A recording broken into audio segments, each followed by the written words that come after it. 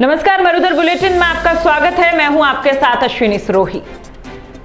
प्रदेश के डूंगरपुर जिले की कांकरी डूंगरी से शुरू हुए आदिवासियों के प्रदर्शन की आग चौथे दिन भी सुलगती नजर आई। उपद्रवियों ने हाईवे पर आने वाले घर, पेट्रोल पंप और होटलों पर जमकर उत्पात मचाया। हालांकि प्रदेश की सरकार अब इस मामले पर बात करने के लिए तैयार हो गई है। बहरहाल इसी बीच श्री राष्ट्रीय राजपूत करणी सेना के सुप्रीमो सुखदेव सिंह गोगामेडी ने मुख्यमंत्री अशोक गहलोत को पत्र लिखते हुए कहा है कि राज्य सरकार गैर मीणा एवं टीएसपी क्षेत्र के असली आदिवासियों के दर्द का स्थायी समापन करने के लिए अनुसूचित जनजाति का तुरंत वर्गीकरण करने की मांग की है। साथ ही गोगामेडी ने लिखा कि श्री राष्ट्रीय राजपूत करणी सेना किसी भी अन्याय, भेदभाव, अत्याचार के खिलाफ विधि सम्मत तरीके से आवाज उठाने वाली संस्था है। बांसवाड़ा डूंगरपुर क्षेत्र के आदिवासी आंदोलन के उग्र व हिंसक हो जाने के लिए हम राज्य सरकार की उदासीनता को जिम्मेदार मानते हैं। साथ ही उन्होंने बताया कि राज्य के असली आदिवासियों का दर्द वर्षों पुराना है। यद्यपि सामान्य वर्ग के 1167 शिक्षक पदों के लिए हम मौजूदा आंदोलन को अविधिक नेतृत्व का परिणाम मानते हैं, तथापि राज्य के गैर मीणा वंचित आदिवासियों के दर्द और पीड़ा के साथ श्री राष्ट्रीय राजपूत करणी सेना पूरी तरह खड़ी है।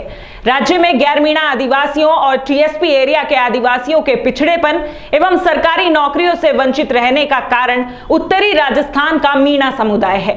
तथ्यों और आंकड़ों पर आधारित हमारे अनुमान के अनुसार उत्तरी राजस्थान के सशक्त मीणा समुदाय द्वारा गैर मीणा आदिवासियों से पिछले 70 सालों में लगभग 1,32,000 नौकरियां छीनी जा चुकी हैं।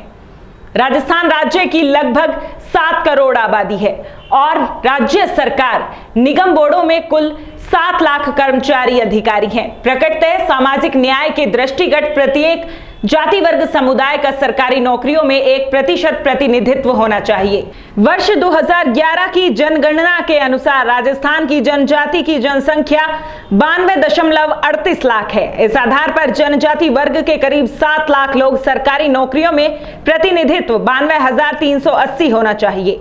हमारे अनुमान के अनुसार आज की तारीख में राजस्थान में 92,000 के स्थान पर लगभग 1 लाख लोग जनजाति में से 38,000 मीणा समुदाय के तथा 62,000 गैर मीणा जनजाति के मुश्किल से 25,000 लोग ही सरकारी नौकरियों में हैं, जबकि शेष सहित 75,000 लोग मीणा समुदाय के हैं।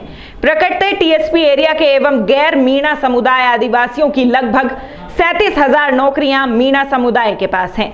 इसी प्रकार केंद्र सरकार के राजस्थान राज्य में लगभग 2 लाख कार्मिक, इनमें जनजाति के 7.5% अर्थात 15,000 से अधिक कार्मिक हैं। इन 15,000 में मीणा समुदाय के 5700 एवं गैर मीणा समुदाय के 9300 कार्मिक होने चाहिए, लेकिन दुर्भाग्य से गैर मीणा जनजाति के 2000 कार्मिक भी सरकारी नौकरियों में नहीं हैं।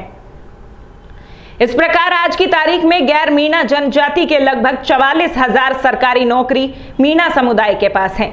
यह क्रम पिछले 70 वर्षों से चल रहा है, अर्थात इस संख्या से 2 गुना जनजाति कर्मचारी अर्थात लगभग 2 लाख जनजाति कर्मचारी सेवानिवृत्त हो चुके हैं और उनकी जगह पुनः भर्ती होने पर गैर मीणा जनजाति के लगभग 88,000 नौकरियां भी मीणा समुदाय के लोगों के द्वारा उपभोग की जाने के बाद उनकी सेवानिवृत्ति भी हो चुकी है। उपरोक्तानुसार तथ्यों व आंकड़ों के आधार पर यह प्रमाणित होता है कि पिछले 70 वर्षों में मीणा समुदाय द्वारा गैर मीणा जनजाति की लगभग 1,32,000 सरकारी नौकरियां छीनी जा चुकी हैं।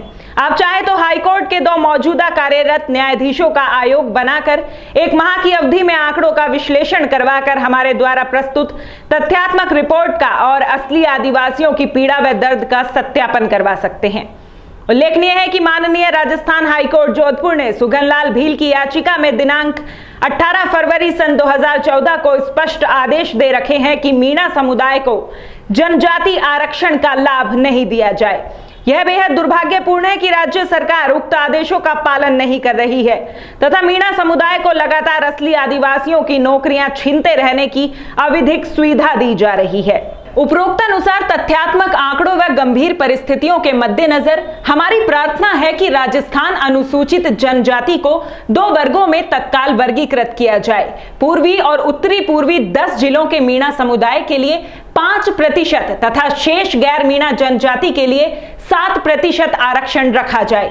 जब तक मीणा समुदाय द्वारा छीनी गई 1,32,000 सरकारी नौकरियां गैर मीणा जनजाति को नहीं मिल जाती, तब तक संपूर्ण 12% जनजाति आरक्षण को गैर मीणा जनजाति के लिए ही आरक्षित रखा जाए।